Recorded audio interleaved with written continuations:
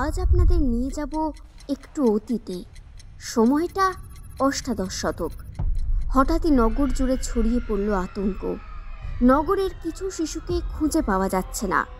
অবশেষে পাওয়া গেল শিশুদের নগর সংলগ্ন নবাবের মহলের কাছে, কিন্তু জীবিত না। পাওয়া গেল শিশুদের অর্ধভুক্ত মৃতদেহ। এক নজরে দেখে মনে হবে কোনো নির্মম জানোয়ার সেই নিষ্পাপ শিশুদের কলিজা ছিঁড়ে খেয়েছে। তারপর তাদের কলিজাহীন মৃতদেহ ফেলে দিয়েছে সেই পরিত্যক্ত প্রান্তরে। কিন্তু কোন পশুর কাজ হতে পারে এটি? কিন্তু না, কোনো পশু না, এই কাজ এক নারীর, তাও নবাব কন্যা জায়নাবুন্নিসা, বা আমরা যাকে চিনি আজিমুন্নিসা বেগম হিসেবে। অবাক হয়ে গেলেন, তাই না? নিশ্চয়ই ভাবছেন, একজন নারী এতটা নৃশংস কী করে হতে পারে? প্রশ্ন হলো, কে এই আজিমুন্নিসা বেগম, আর কেনই বা তিনি শিশুদের কলিজা খেতেন? এবং আপনারা জানলে অবাক হবেন, তার এই নির্মম কাজের জন্য তাকে জীবন্ত সমাধি দেওয়া হয়েছিল। বেগম আজিমুন্নিসা ছিলেন বাংলার প্রথম নবাব মুর্শিদ কুলি খাঁর পালিত কন্যা। প্রচলিত আছে তিনি ছিলেন একজন ধর্মপ্রাণ মহিলা, কিন্তু কিভাবে একজন বেগম থেকে তিনি হয়ে উঠলেন কলিজা বেগম?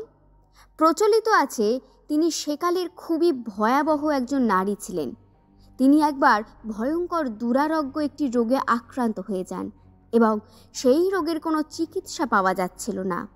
মরণ ব্যাধিটি তাকে গ্রাস করে ফেলবে, ঠিক সেই সময় একজন হাকিম তাকে একটি অদ্ভুত চিকিৎসার কথা বলেন।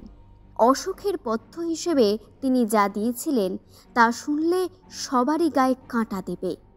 চিকিৎসাটি ছিল এরকম: তাকে দীর্ঘ কিছু মাস মানুষের বাচ্চাদের কলিজা খেতে হবে। কলিজা খেলে এই রোগটি সেরে যাবে। তবে এর একটি পার্শ্ব প্রতিক্রিয়া রয়েছে, এবং সেটি হলো এই কলিজা দীর্ঘ 1 মাস খেলে নেশার মতন ধরে যাবে। এই অদ্ভুত চিকিৎসার কথা শুনে সবার মতো তিনিও প্রথমে অবাক হয়ে যান, কিন্তু বাঁচার ইচ্ছা তো সবারই থাকে। বাঁচার আকাঙ্ক্ষা নিয়েই তিনি এই চিকিৎসা পদ্ধতি মেনে নিয়েছিলেন, এবং হাকিমের কথা অনুযায়ী ওই ব্যাধি থেকে মুক্তি পেলেও নবাব কন্যা মানব শিশুর কলিজায় নেশাগ্রস্ত হয়ে পড়েন। চুরি করে হলেও তিনি শিশুদের কলিজা বের করে খাওয়া থেকে নিজেকে বিরত রাখতে পারলেন না। শোনা যায় এই ওষুধ আনার কাজ খুব গোপনে করা হতো, কিন্তু গোপনে হলেও এই নিষ্ঠুর কাজের কথা তার পিতা মুর্শিদ কুলি খাঁ জানতে পেরে যান। তিনি ঘটনার সত্যতা যাচাইয়ের জন্য অনুসন্ধান শুরু করেন। শেষে যখন দেখা যায় ঘটনাটি সর্বৈব সত্য, তখন তিনি এই ঘটনার শাস্তিস্বরূপ কন্যা আজিমুন্নিসাকে জীবন্ত সমাধি দেন এবং তাকে শাস্তিস্বরূপ সিঁড়ির নিচে জীবন্ত কবর দেন, যাতে তার কবরের উপর দিয়ে মানুষ হাঁটা চলা করে এবং তার পাপের প্রায়শ্চিত্ত হয়। আজিমুন্নিসা বেগমের সমাধির উপরে আরও একটি সমাধি দেখতে পাওয়া যায়, তবে এই সমাধিটি আসলে কার সেটি এখনও সঠিকভাবে জানা যায়নি। কেউ কেউ বলেন সমাধিটি সেই হাকিমের, আবার কেউ কেউ বলেন সমাধিটি বেগমের বিশ্বস্ত এক অনুচরের।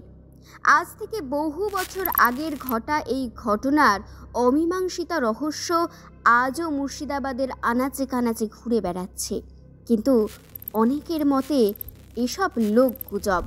তার কারণ ইতিহাসের পাতায় এসবের কিছুই উল্লেখ নেই। বর্তমানে মুর্শিদাবাদের লালবাগের আজিমুন্নিসা বেগমের জীবন্ত সমাধি দর্শনে আসেন বহু মানুষ। তাদের চরণ স্পর্শে বেগমের মুক্তি লাভ ঘটেছে কিনা জানা নেই, তবে তার জীবদ্দশায় তার করা কুকীর্তির কথা শুনে সকলেই মনে মনে শিহরিত হয়ে ওঠেন। বাস্তবতা যেমনই হোক না কেন, বর্তমানে লোকবিশ্বাস অনুসারে তিনি একজন পাপী ও কলঙ্কিনী নারী, সেটা এক বাক্যেই বলা যায়।